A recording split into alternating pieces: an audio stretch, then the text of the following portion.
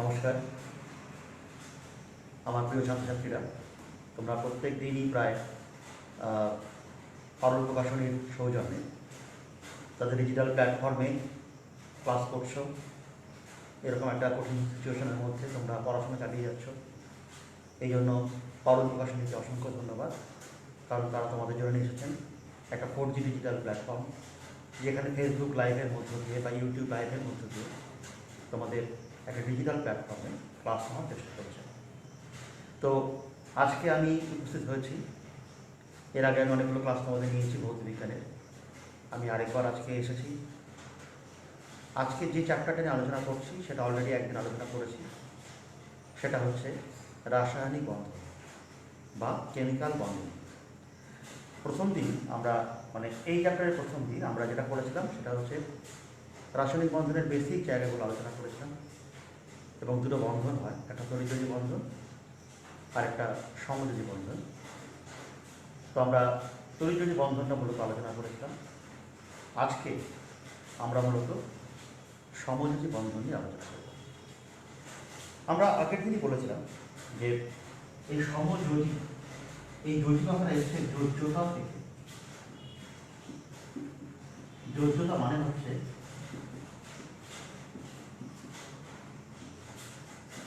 যুক্ত হওয়ার ক্ষমতা। পাশাপাশি আমরা আগের দিন এটাও বলেছিলাম কেমিস্ট্রিতে যুক্ত হওয়া বলতে সাধারণত এলিমেন্টগুলো যুক্ত হওয়াটাই বোঝায়।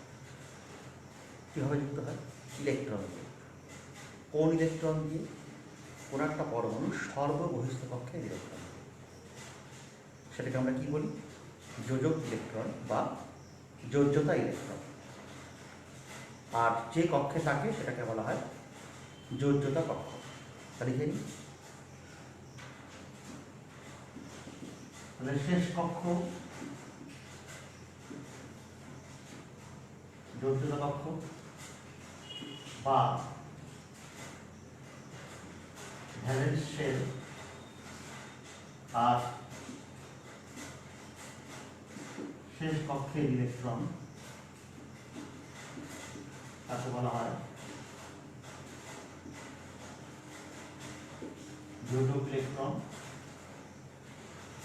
বা ভ্যালেন্স ইলেকট্রন। এই কথাগুলো আমরা আগের দিন আলোচনা করেছিলাম। এবার এই ইলেকট্রনগুলো কিভাবে পার্টিসিপেট করে সেটাও বলেছিলাম। একটা হচ্ছে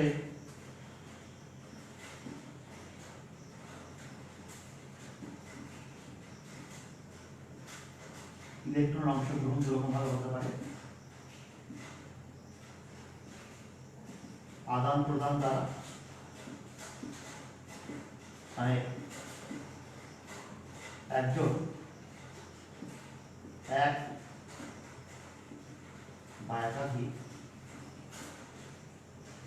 ইলেকট্রন দেবে, অপরজন সেই ইলেকট্রনগুলি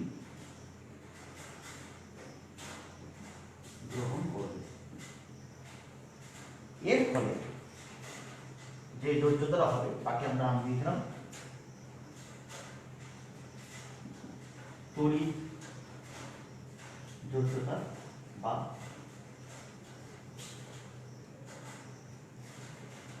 আয়নীয় যোজ্যতা।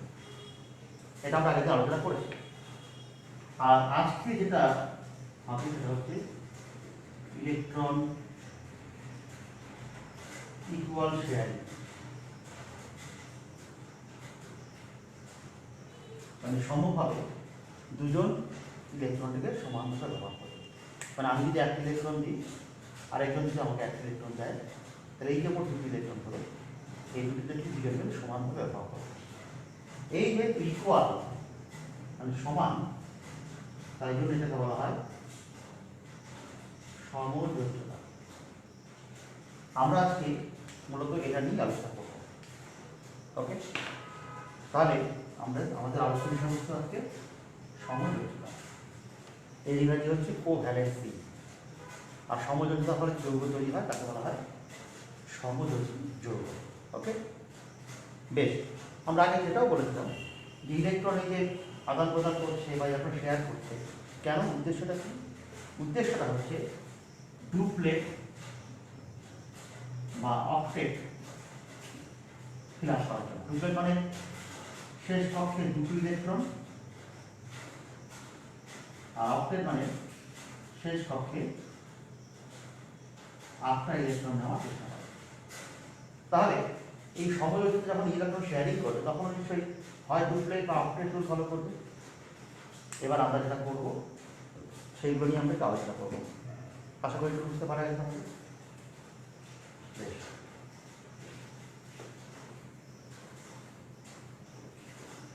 আমরা তোমাদের কারেন্ট জিনিস বলবো, সেটা হচ্ছে এই যে সমযোজ্যতা, এইটা মূলত লুইসের কনসেপ্ট থেকে পাওয়া যায়। তাহলে সমযোজ্যতার প্রবক্তা যদি ভাবি তাহলে হচ্ছে মূলত লুইস। উনি কি বলেছিলেন? সমধর্মী মৌলগুলো সমসংখ্যক ইলেকট্রন সমভাবে ব্যবহার করে যুক্ত হয়ে যৌগ গঠন করে। তার মানে শেয়ারিং হয়, sharing of electron, equal sharing of electron, সমানভাবে ইলেকট্রনকে শেয়ার করা হয়। এবার আমরা যেটা করবো, আমরা পর্যায় সারণীর ছোট্ট সংস্করণটা করার চেষ্টা করি। হাইড্রোজেন, হিলিয়াম, এর আমরা জানি প্রতিপক্ষ।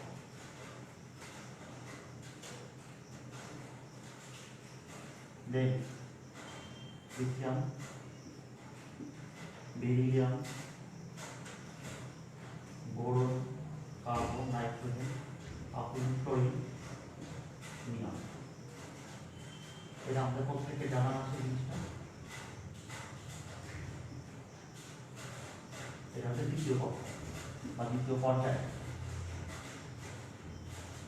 নিয়নের পর আছে sodium, magnesium, aluminium, silicon, phosphorus, sulphur, chlorine, argon, potassium, calcium. এই হচ্ছে মোটামুটি 20টা এলিমেন্ট যেগুলো আমাদের কাজে লাগে। তো প্রথমেই একটা কাজ করি, প্রথমে যেটা নিয়ে আলোচনা করবো সেটা হচ্ছে হাইড্রোজেন অণু। কারণ রয়েছে দুটো হাইড্রোজেন রয়েছে, কত নম্বরে রয়েছে? একদম প্রথম এলিমেন্ট, তার মানে পরমাণু ক্রমাঙ্ক 1। তাহলে ইলেকট্রন বিন্যাস প্রথম পক্ষে একটাই মাত্র ইলেকট্রন। তাহলে এটা একটা হাইড্রোজেন, এটা একটা হাইড্রোজেন পরস্পর যুক্ত হবে, প্রত্যেকের শেষ পক্ষে একটা করে ইলেকট্রন আছে, বুঝতেই পারা যাচ্ছে। এবার কি হবে? এবার কম্বাইন করব। আচ্ছা, এই ইলেকট্রনগুলোকে আমরা ডট দিয়ে বা ক্রস দিয়ে উল্লেখ করি, তাই জন্য বলা হয় ইলেকট্রন ডট স্ট্রাকচার। তাই জন্য ঘটনাটা বলা হয়। তার হাইড্রোজেন কি করবো? হাইড্রোজেন নিয়ারেস্ট কে আছে? নিশ্চিত হলো হিলিয়াম। তাহলে হিলিয়ামের কত ইলেকট্রন? দুটো। তাহলে এখানে হাইড্রোজেন ডুপ্লেট রুল ফলো করবে, মানে দুটো ইলেকট্রন হওয়ার চেষ্টা করবে, কিন্তু আছে তো একটা, এরও আছে একটা। তাহলে কি করবে? ওরা দুজনের বন্ধুত্ব করবে, শেয়ার করবে। তাহলে এই হাইড্রোজেন আমার পেট থেকে টেনে নিয়ে ইলেকট্রন থাকে, আর এই হাইড্রোজেনের কিন্তু পেটটা একটা ছিল, এইখান থেকে টেনে যাবে। তার মানে এটা হলো এইচ নন এইচ। দেখতেই পাচ্ছি দুটো হাইড্রোজেন পরমাণুর মধ্যে একটা সমযোজী এক বন্ধন দ্বারা একটা সমযোজী যৌগ তৈরি হলো, যার নাম হচ্ছে হাইড্রোজেন। এখানে ওরা কোন রুল ফলো করেছে? এখানে ওরা ফলো করেছে ডুপ্লেট রুল। ওকে, নিশ্চয়ই বোঝা গেছে তোমাদের প্রত্যেকে? দেখ, এবার আমরা যেটা করবো ফ্লোরিন অণু। তাহলে নাম্বার 2 হচ্ছে ফ্লোরিন অণু। দেখ এরকম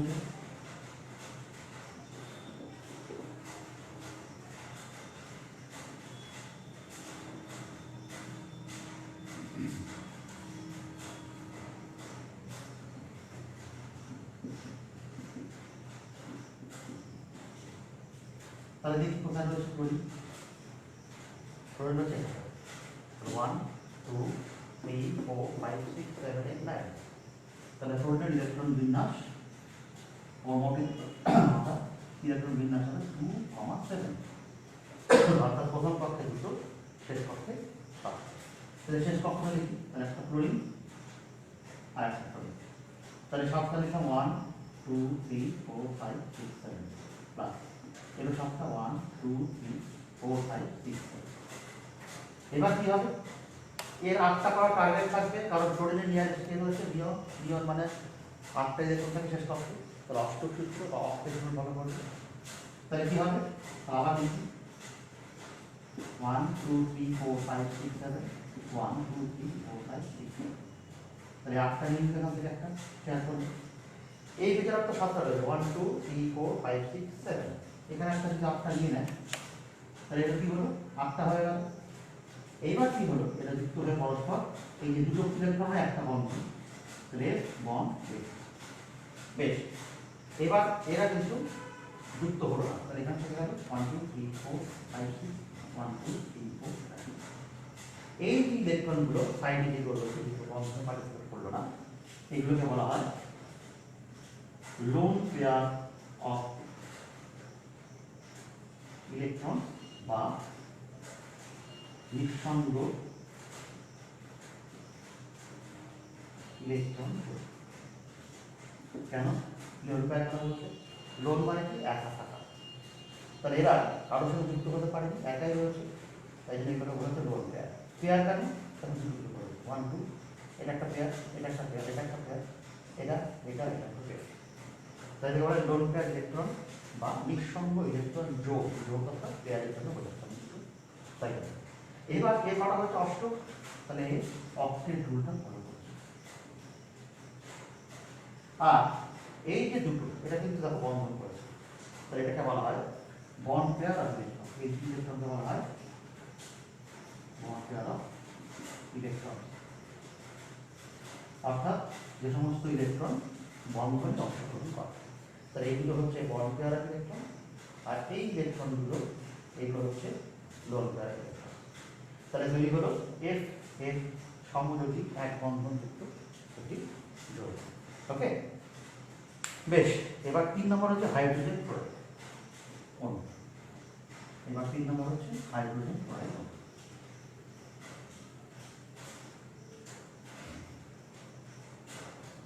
তাহলে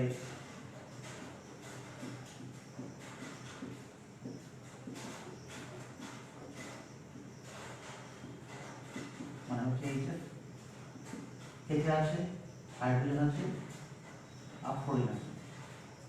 হাইড্রোজেন মানে একটা ইলেকট্রন, ইলেকট্রন বিন্যাস 1, প্রথম পাশে একটা, ফ্লোরিন মানে দুটো, এমন কটা আছে তাহলে প্রথম পাশে দুটো, শেষ পাশে।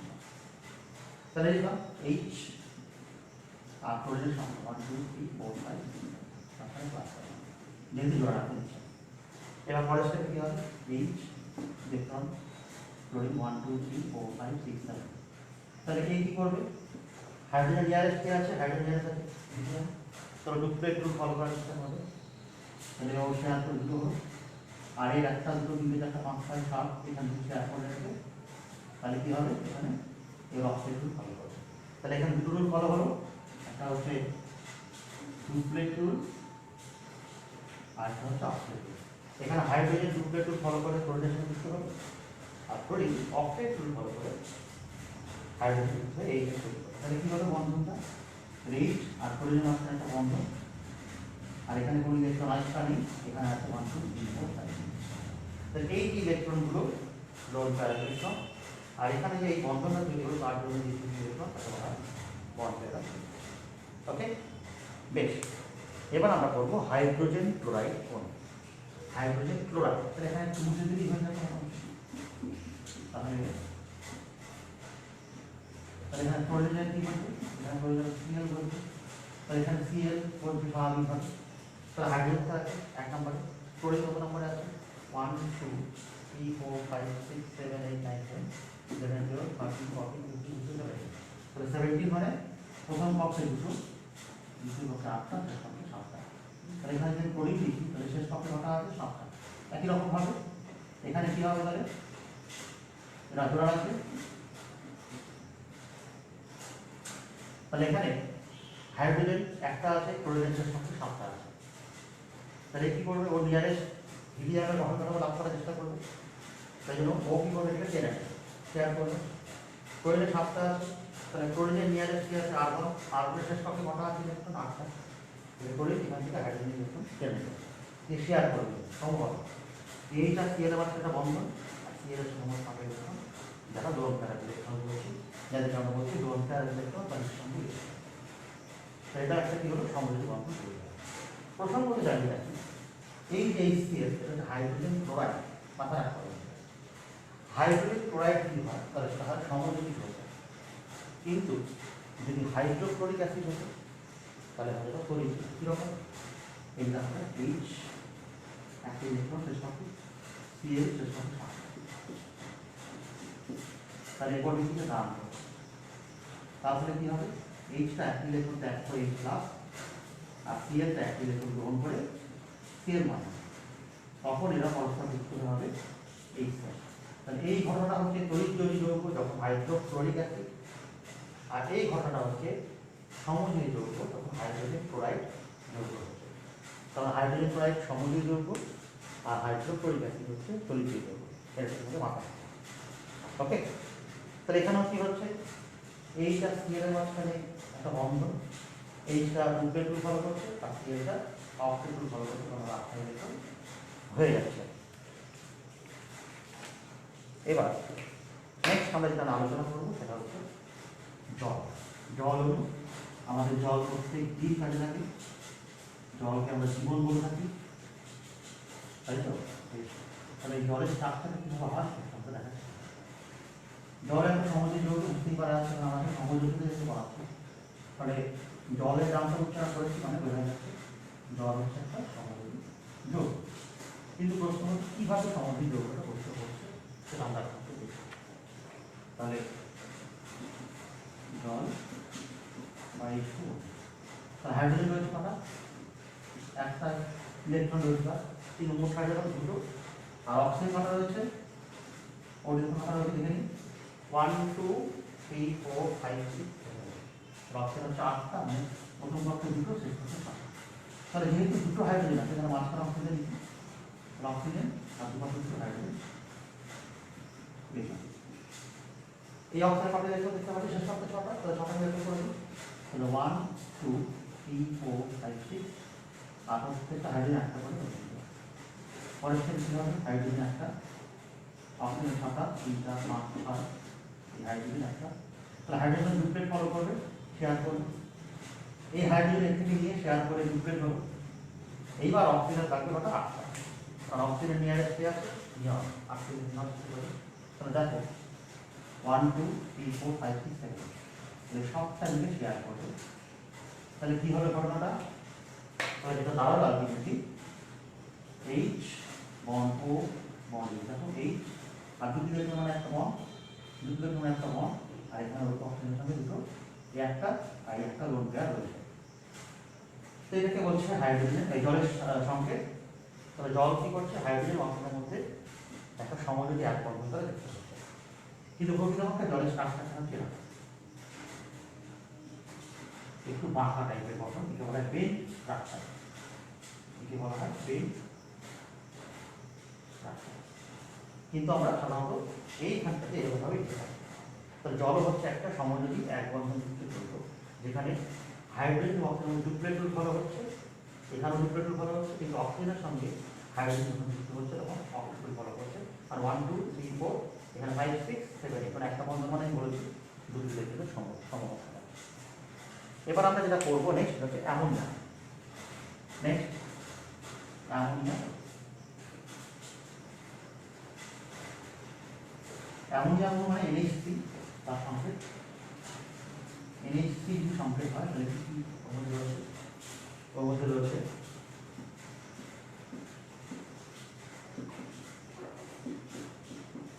সংকেত NH3, নাইট্রোজেন রয়েছে কটা?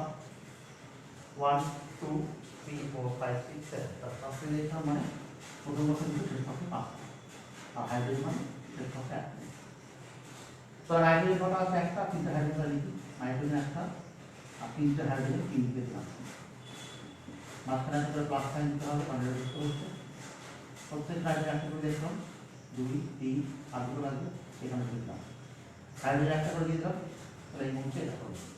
তাহলে কী হবে পরে?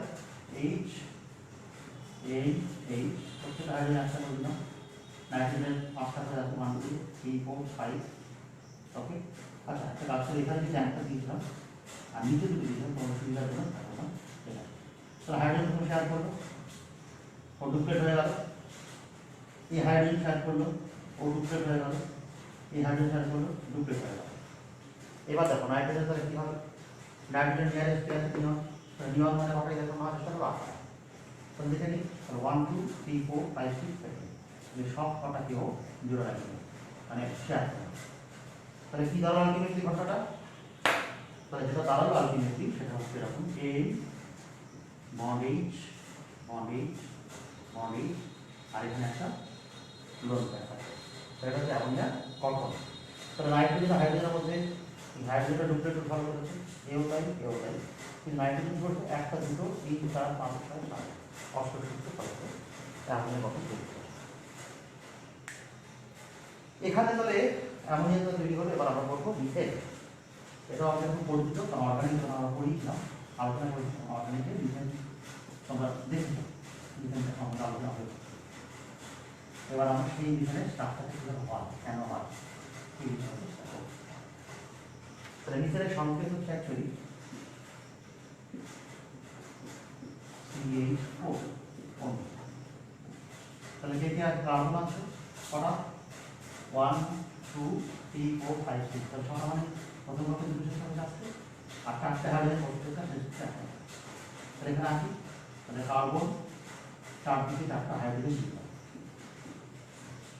প্রত্যেকের একটা করে ইলেকট্রন দিয়ে দিলাম, আর কার্বনের কটা আছে শেষ হবে 4টে, 1 2 3 4, প্রত্যেকের মাঝখানে একটা প্লাস থাকবে, কারণ মেটাল পলিস্টারে কী হবে, পলিস্টারে এইচ বন্ড সি, এখানে সি তার একটি রেখে দিয়ে দিলাম, হাইড্রোজেন একটা করে দিয়ে দিলাম, প্রত্যেকটা 4টা হাইড্রোজেন দিয়ে দিলাম, আর প্রত্যেকটা একটা করে। এবার কী হবে, তাহলে ডুপ্লেট ফলো করলো, এও ডুপ্লেট ফলো করলো, এও ডুপ্লেট ফলো করলো, এও ডুপ্লেট ফলো করলো। তাহলে প্রত্যেকটা হাইড্রোজেন কিন্তু দুটো করে ইলেকট্রন নেওয়ার যে ক্ষমতা সেটা কমপ্লিট হয়ে যাবে, অর্থাৎ ডুপ্লেট ফলো করবে। কার্বনের নিয়ারেস্ট কে আছে নিয়ন মানে 8টা, তাহলে 1 2 3 4 5 6 7, এই সব করা ঠিক আছে। বেশ, তাহলে হয়ে গেল। তার মানে যে ভালো ultimately P bond H bond H bond H bond H. তাহলে মিথেন আমরা দেখতে পাচ্ছি একটা কার্বন 4টে হাইড্রোজেনের সঙ্গে সমযোজী এক বন্ধন দ্বারা যুক্ত। তাহলে এতক্ষণ ধরে আমরা যেগুলো আলোচনা করলাম সেগুলো প্রত্যেকটাই হচ্ছে সমযোজী এক বন্ধনের উদাহরণ। এবার আমরা যেটা আলোচনা করবো সেটা সমযোজী বন্ধনের। ওকে, শুরু করি সমযোজী বন্ধন। এখন আমরা যেটা আলোচনা করবো সেগুলো সবই সমযোজী বন্ধনের উদাহরণ। তাহলে এক বন্ধন তো বুঝলাম কী করে হলো, এবার দ্বিবন্ধন দেখি। প্রথম হচ্ছে কার্বন, প্রথম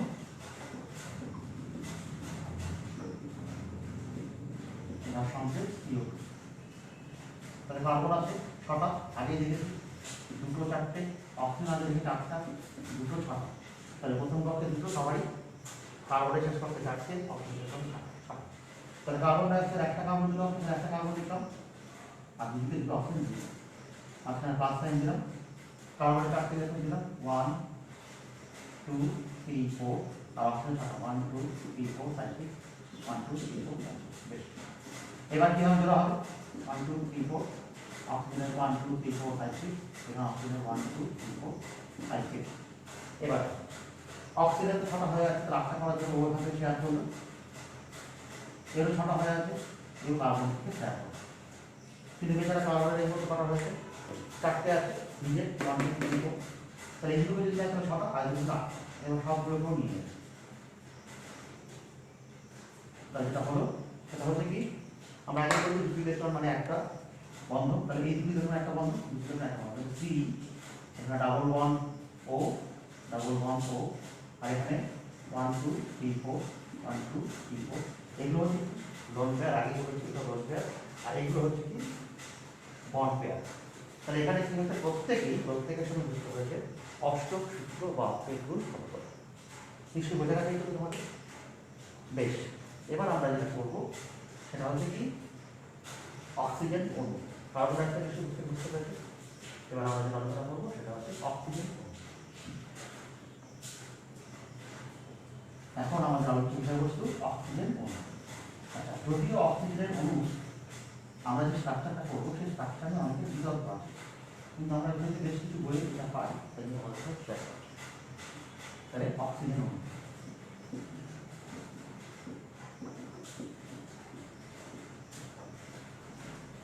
তাহলে অক্সিজেন কটা আছে? 8টা, ঠিক আছে। তাহলে প্রথম পক্ষে 2টো, শেষ পক্ষে 6টা। তাহলে লিখলাম দুটো অক্সিজেন লিখলাম, প্রত্যেকেরই বাক্সে 6টা করে আছে। তাহলে 1 2 3 4 5 6, তাহলে 1 2 3 4 5 আমরা প্লাস সাইন কি হবে? অক্সিজেন, দুটো অক্সিজেন 1 2 3 4 5 6, 1 2 3 4 5 6, শেষ হয়ে গেল 8টা হয়ে গেল। এও কি করলো? এও এখান থেকে টেনে নিল। তাহলে কি হলো আলটিমেটলি? যেটা হলো ও ডাবল বন্ড, দুটো শেয়ার করে দিই, দুটো পেয়ার। তাহলে এখানে দুটো লং পেয়ার, দুটো লং পেয়ার, দুটো লং পেয়ার। তাহলে এটা হচ্ছে বন্ড পেয়ার, এটা বন্ড পেয়ার। তাহলে দুটো বন্ধন হয়েছে, আর এখানে দুটো, এখানে দুটো চারটে, দুটো চারটে, এখানে দুটো চারটে, যেগুলো বন্ধনে অংশ নেয়নি এগুলো হলো দুটো লং পেয়ার। তাহলে এটা হলো মোটামুটি অক্সিজেনের স্ট্রাকচার। এবার আমরা যেটা করবো সেটা হচ্ছে ইথিন বা ইথিলিনের স্ট্রাকচার করবো। নেক্সট আমরা এখন যেটা আলোচনা করবো ইথিন বা ইথিলিনের স্ট্রাকচার।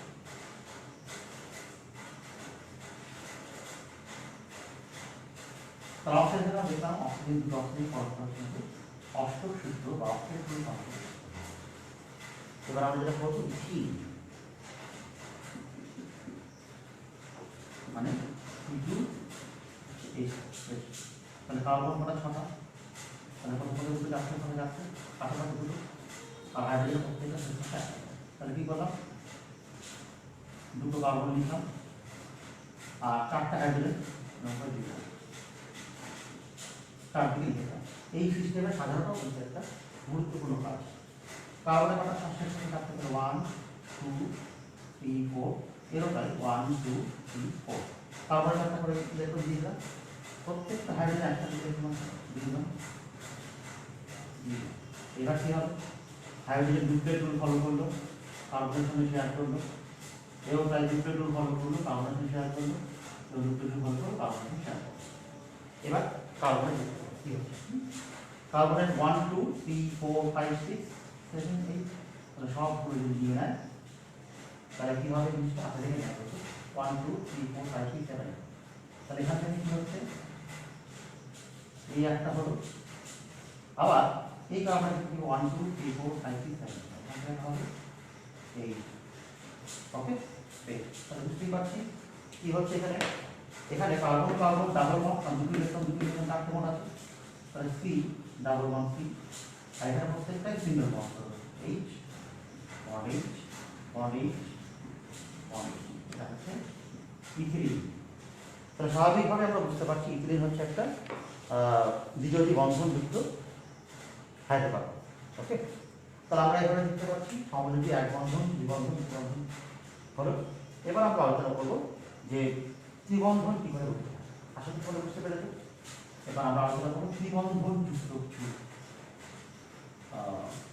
কম্পাউন্ড, যেগুলো সমযোজী বন্ধন হয় কিন্তু মাঝখানে ত্রিবন্ধন থাকে, মানে ট্রিপল বন্ধন। তো সেরকম কিছু এক্সাম্পল আমরা আলোচনা করবো। তো প্রথমেই আমরা যেটা আলোচনা করবো সেটা হচ্ছে নাইট্রোজেন। প্রথমে আমরা যেটা আলোচনা করবো সেটা হচ্ছে নাইট্রোজেন, মানে হচ্ছে N2। ওকে, সব নাইট্রোজেন আছে দুটো, প্রত্যেকটা নাইট্রোজেন ইলেকট্রন সংখ্যা 7টা। তাহলে প্রথম পক্ষে দুটো, শেষ পক্ষে 5টা। তাহলে লিখলাম নাইট্রোজেন নাইট্রোজেন। তাহলে 5টা ইলেকট্রন 1 2 3 4 5, 1 2 3 4 5, 5 পাঁচ। এবারে শুধু ধরা আছে কি হবে? N 1 2 3 4 1 2 3 4 5 0 4 5। এখানে 8টা দিয়ে দিল, কিন্তু 1 2 3 4 5 6 নেই, এও এখান থেকে ব্যাক হবে। তাহলে কি দাঁড়ালো? N triple bond N। তাহলে এখানে 3টে বন্ড হয়েছে, কিন্তু দুটো করে ইলেকট্রন রয়ে গেছে যারা বন্ধনে পার্টিসিপেট করে। তাহলে এটাকে বলা হয় কি বলছিলাম আগে? এই ইলেকট্রনটা হচ্ছে লোন পেয়ারের ইলেকট্রন, এটা লোন পেয়ারের ইলেকট্রন, আর এখানে এই যে 3টে বন্ধন হয়েছে তার করেসপন্ডিং এই ইলেকট্রনগুলো বলা হবে বন্ড পেয়ার ইলেকট্রন বা বন্ধন ইলেকট্রন জোড়। ওকে, বেশ, নেক্সট আমরা এখন যেটা আলোচনা করব সেটা হচ্ছে অ্যাসিটিলিন। অ্যাসিটিলিনের স্ট্রাকচার আমরা আলোচনা করব।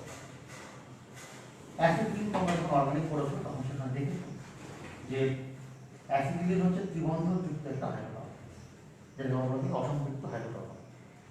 তাহলে কি হচ্ছে, তাহলে অ্যাসিটিলিন যার সংকেত C2H2 এরকম। তাহলে এখানে রয়েছে কি, কার্বন রয়েছে, হাইড্রোজেন রয়েছে। কার্বনে কটা করে ইলেকট্রন থাকে? কার্বনে থাকে 6টা করে ইলেকট্রন। তাহলে প্রথম কক্ষে 2টো আর শেষ কক্ষে 4টে, আর হাইড্রোজেন প্রত্যেকটা 1টা। তাহলে যেহেতু 2টো কার্বন আছে, তো 2টো কার্বন পাশাপাশি রাখলাম 4টে, 1 2 3 4, 1 2 3 4, আর হাইড্রোজেন গুলো পাশাপাশি থাকলো, আর মাঝখানে একটা প্লাস সাইন, কারণ যেহেতু পরস্পর জোড়া লাগছে। এবার কি হবে, এইবার এই কার্বন 1 2 3 4, 1 2 3 4, হাইড্রোজেন হাইড্রোজেন, তাহলে হাইড্রোজেন পরস্পর জোড়া লাগলো, হাইড্রোজেন পরস্পর জোড়া, তাহলে ডুপ্লেট রুল ফলো করলো। কিন্তু এই কার্বনের ক্ষেত্রে তাহলে 1 2 3 4 5 6 7 8, তাহলে এটা সহ জোড়া করবে, আর এখানে 1 2 3 4 5 6 7, এটাও জোড়া লাগবে। তাহলে যেটা দাঁড়ালো আলটিমেটলি সি আর সি এর মধ্যে কটা বন্ড? ট্রিপল বন্ড, তার সঙ্গে একটা করে সিঙ্গেল বন্ডের হাইড্রোজেন, একটা করে সিঙ্গেল বন্ডের হাইড্রোজেন। তাহলে বুঝতেই পারছো এটা তৈরি হলো কি, একটা সমযোজী ত্রিবন্ধনযুক্ত হাইড্রোকার্বন। ওকে, নিশ্চয়ই একটু বুঝতে পেরেছো? তাহলে আমরা যেটা দেখতে পেলাম, সেটা হচ্ছে এই যে সমযোজী যৌগ সাধারণত 3 রকমভাবে যুক্ত হতে পারে। একটা এক বন্ধনযুক্ত, দ্বিবন্ধনযুক্ত, ত্রিবন্ধনযুক্ত। তাহলে আমরা যদি এখানে লিখি সমযোজী বন্ধন 3 রকম। একটা হচ্ছে এক বন্ধন মানে সিঙ্গেল বন্ড, একটা হচ্ছে দ্বিবন্ধন মানে ডাবল বন্ড, আর একটা হচ্ছে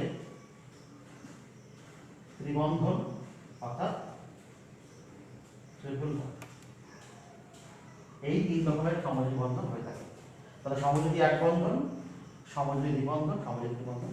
এখানে যে তোমরা দেখতে পাচ্ছ সেটা সমযোজী ত্রিবন্ধনের উদাহরণ দেওয়া আছে। ওকে, আমরা মোটামুটি একদম শেষ দিকে চলে এসেছি, চ্যাপ্টারটা অলমোস্ট শেষের দিকে। এবার তাহলে আমরা যেটা বলবো সেটা হচ্ছে কি, তাহলে সমযোজী বন্ধন আমরা কাকে বলবো, বা সমযোজ্যতা কাকে বলবো? তাহলে বলতে হবে যে দেখো নিকটতম নিষ্ক্রিয় গ্যাসের গঠন কাঠামো লাগে, তাই না? নিকটতম নিষ্ক্রিয় গ্যাসের গঠন হয় ডুপ্লেট বা ট্রিপলেট, এই অক্টেট হওয়ার চেষ্টা করছে, ডুপ্লেট বা অক্টেট হওয়ার চেষ্টা করছে। তাহলে নিকটতম নিষ্ক্রিয় গ্যাসের গঠন কাঠামো লাভের চেষ্টায়, অর্থাৎ ডুপ্লেট বা অক্টেট হওয়ার চেষ্টায়, যখন একাধিক পরমাণু পরস্পরের মধ্যে সমসংখ্যক ইলেকট্রন সমভাবে ব্যবহার করে যৌগ গঠন করছে, তখন এই যৌগটাকে বলবে সমযোজী যৌগ, আর এই যৌগ গঠনের প্রবণতাকে বলবে সমযোজ্যতা বা সমযোজী বন্ধন। এতক্ষণ ধরে যে বন্ধনগুলো আঁকলাম সবগুলো সমযোজী বন্ধন, আর সবশেষে যে যৌগটা পেয়েছিলাম সেগুলো প্রত্যেকটাই হচ্ছে সমযোজী যৌগ। তাই যদি কখনো সংজ্ঞা তোমাদের পরীক্ষায় আসে, তাহলে তোমরা সংজ্ঞা লেখার পর একটা উদাহরণ দিয়ে ব্যাপারটাকে ব্যাখ্যা করে দেবে। ওকে, এইবার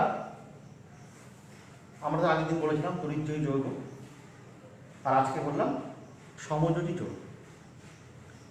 তোমাদেরকে এই দুটোর মধ্যে পার্থক্য একটু খেয়াল রাখতে হবে। তার আজকে আমি এখন এই মুহূর্তে তোমাদের যেটা আলোচনা করবো সেটা হচ্ছে কি, তড়িৎজয়ী যৌগ এবং সমযোজী যৌগ। তাহলে তড়িৎজয়ী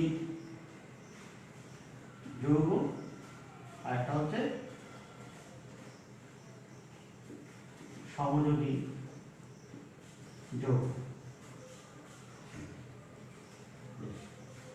এবার আমরা এখানে আলোচনা করবো কি, বৈশিষ্ট্য বা ধর্ম। প্রথম পয়েন্টটা কি হবে? প্রথম পয়েন্ট হচ্ছে কি, ভৌত অবস্থা।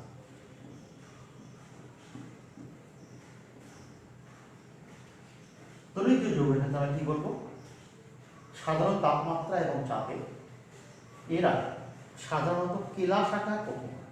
এই কেলাসাকার একটা খুব ভাইটাল। তাহলে সাধারণ তাপমাত্রা ও চাপে সাধারণত কেরাসাকার কঠিন পদার্থ হয়। ওকে, আর এটা কি তাহলে হবে কঠিন যেহেতু হয় তাহলে কঠিন হতেও পারে না হতে পারে, তাহলে এখানে বলতে হবে সেই একই রকম ভাবে সাধারণ তাপমাত্রা ও চাপে সাধারণত কঠিনও হতে পারে, তরলও হতে পারে, আবার গ্যাসীয় হতে পারে। কঠিন সমযোজী কিরকম, যেমন ধরা যাক চিনি, গ্লুকোজ। তরল সমযোজী কেমন, যেমন ধরা যাক ইথানল। গ্যাসীয় কেমন, যেমন ধরা যাক মিথেন, কার্বন ডাইঅক্সাইড ইত্যাদি, হাইড্রোজেন। ওকে, তারপরে 3 রকম ভাবেই হতে পারে। নাম্বার 2 কি? নাম্বার 2 হচ্ছে গলনাঙ্ক ও স্ফুটনাঙ্ক। এরা যেহেতু কঠিন হয়, এদের মধ্যে যেহেতু আকর্ষণ বলটা কম্প্যাক্ট হয়, একটা তীব্র তড়িৎ যদি আকর্ষণ বল যেহেতু কাজ করে, তাই জন্য সাধারণত বেশি হয়।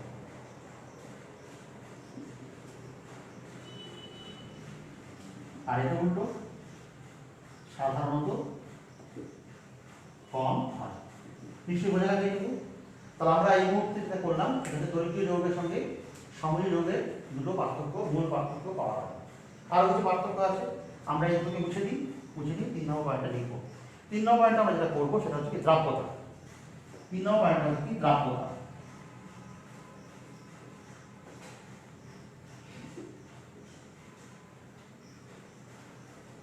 দ্রাব্যতা মানে বুঝতেই পারছো, দ্রবীভূত হওয়ার যে প্রবণতা।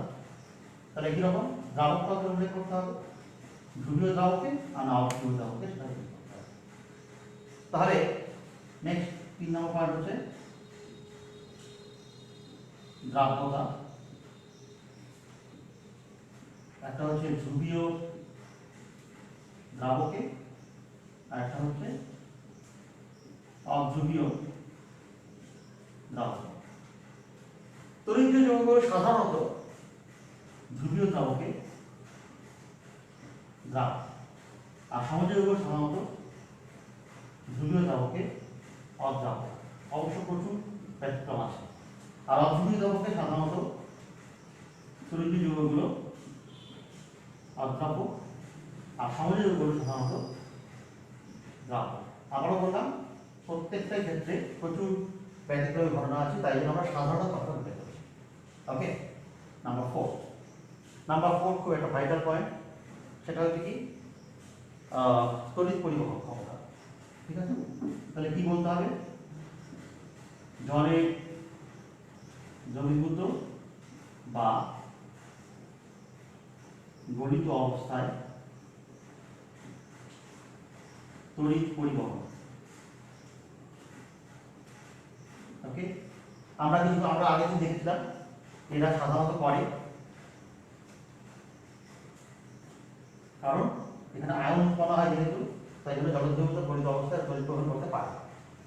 আর এখানে যেহেতু আয়নের উৎপাদন হয় না, তাই জন্য এটা সাধারণত করে না। ওকে, বেশ, 4টা পয়েন্ট হয়ে গেল মোটামুটি। আরেকটা পয়েন্ট আছে 5 নম্বর পয়েন্ট, সেটা হচ্ছে কি স্বতন্ত্র অণুর অস্তিত্ব। 5 নম্বরটা হচ্ছে কি স্বতন্ত্র অণুর অস্তিত্ব।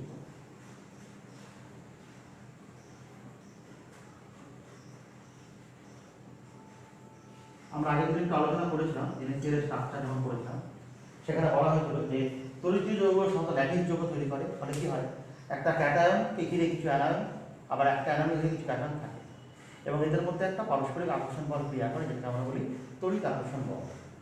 এর ফলে কি হয়, ওরা আবদ্ধ থাকে, কিন্তু এখানে প্রকৃতপক্ষে কোনো বন্ধন তৈরি হয় না। তার ফলে এইগুলোকে আমরা সাধারণত অণু না বলে এইগুলোকে আমরা কি করে থাকি, সংকেত এবং আণবিক ভর না দিয়ে থেকে পাই সংকেত পাওয়া। তাই জন্য স্বতন্ত্র অণুর অস্তিত্ব তড়িৎ যৌগের ক্ষেত্রে সাধারণত পাওয়া যায় না।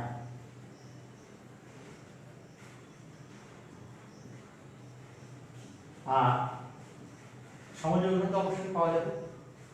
তাহলে সাধারণত